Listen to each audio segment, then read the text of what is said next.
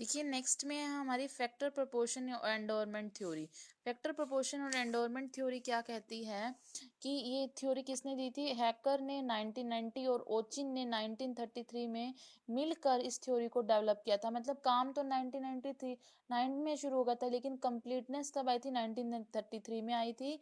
ये क्या कहती है? फैक्टर एंडोमेंट में या फैक्टर प्रोपोर्शन थ्योरी क्या कहती है? इसमें किसके ऊपर बेस्ड है? दो कंट्री, दो फैक्टर और दो कॉमोडिटी। दो कंट्री होनी चाहिए, दो फैक्टर और दो कॉमोडिटी होगी, तभी हम इस थ्योरी को एप्लीकेबल कर सकते हैं।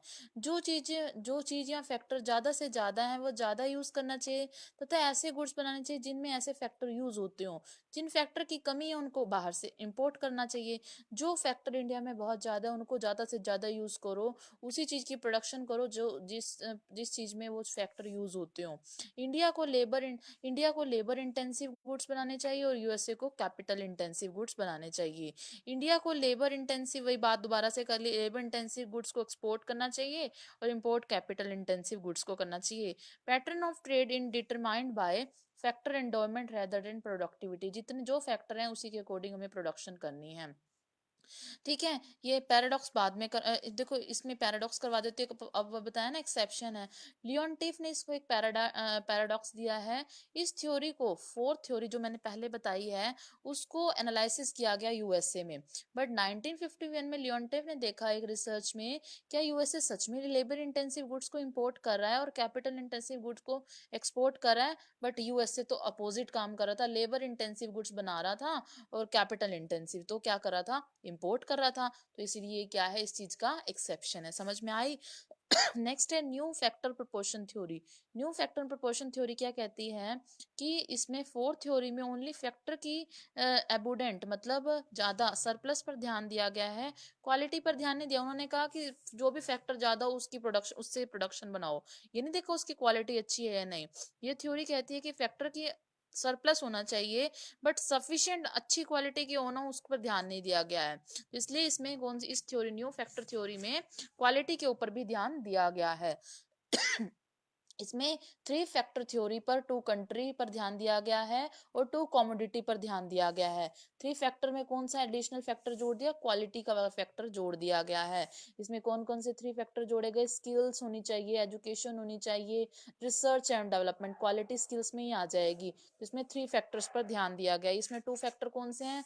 लेबर इंटेंसिव और कैपिटल इंटेंसिव। इसमें लेबर, कैपिटल और साथ साथ क्वालिटी पर ध्यान दिया गया है। उसके बाद नेक्स्ट थ्योरी होती है country similarity theory. Country similarity theory किसने दी थी? स्टेफन और लिंडर ने दी थी। ये थ्योरी बताती है कि कौन सी दो कंट्रियों में ज्यादा ट्रेड होगा। जिन कंट्रियों का डिमांड पैटर्न सेम होगा उनमें ज्यादा ट्रेड होगा। कंट्री सिमिलरिटी समझ में आ रहा है ना स्टेफन और लिंडर ने? कि but demand pattern same but product differentiation हो सकता है। डिमांड सेम हो बट प्रोडक्ट क्या हो सकता है? डिफरेंट हो सकता है। जैसे ए को पिज्जा कैप्सिकम वाला पसंद है और बी को ओनियन वाला, है तो पिज्जा ही पसंद ना, तो ये आपस में क्या कर सकते हैं? ट्रेड कर सकते हैं।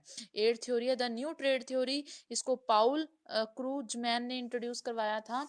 इस थ्योरी में इन कौन से वर्क में? In seminal work, intra industry specialization gain from trade 1980 में। ये बताती है कि ट्रेड ज्यादा होगा तो इकोनॉमी ऑफ स्केल भी इंक्रीज होगी।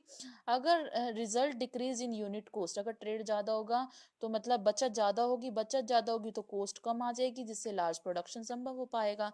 टू टाइप्स ऑफ इकोनॉमी हो सकते हैं, इंटरनल और एक्सटर्नल।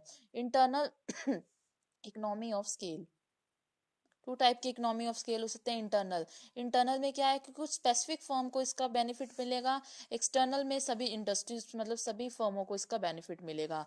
लास्ट थ्योरी है international product life cycle theory. इसको वर्नॉन रेमंड ने दिया था। कौन सी बुक में? International investment in international trade in PLC में दिया था।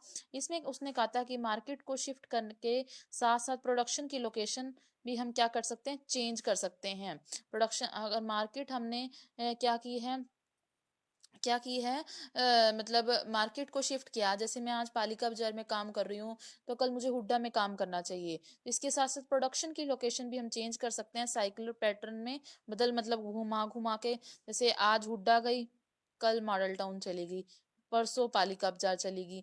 ये साथ साथ हमें, अगर हम अपने मैं अपने मार्केट का शिफ्ट कर रही हूँ ना, साथ साथ मुझे प्रोडक्शन की लोकेशन भी साथ साथ चेंज करते रहना चाहिए साइकिल पैटर्न में। न्यू प्रोडक्ट की हाई प्रोडक्शन, ये मतलब इसमें फालतू ये चीज करने की जरूरत नहीं है। ये जो प्रोडक्शन होती है और जिससे इनोवेशन को भी हेल्प मिलती है, लेकिन अगर कोई प्रोडक्ट पुराना है तो उसकी इनोवेशन भी कम होगी, प्रोडक्टिविटी भी कम होगी। समझ में आई? इस थ्योरी में इसने कहा है कि हमें अपना मार्केट अगर बदल रहे हैं तो प्रोडक्शन को भी बदलना चाहिए, जिससे क्या होगा, न्यू प्रोडक्ट के केस में बेनिफिशियल है, जिससे प्रोडक्शन भी इंक्रीज होगी, इनोवेशन भी इंक्रीज होगी, इनोवेटिव कंट्री बन जाएगी। बट अगर कोई प्रोडक्ट क्या है, ओल्ड है, तो उसकी धीरे धीरे प्रोडक्शन इंक्रीमेंट होगी, उसकी उस देश की इनोवेटिव कंट्री भी बनने में उसको देरी लगेगी। तो ये थ्योरी न्यू प्रोडक्ट के केस में ज़्यादा अच्छी है बजाय कि पुराने प्रोडक्ट के।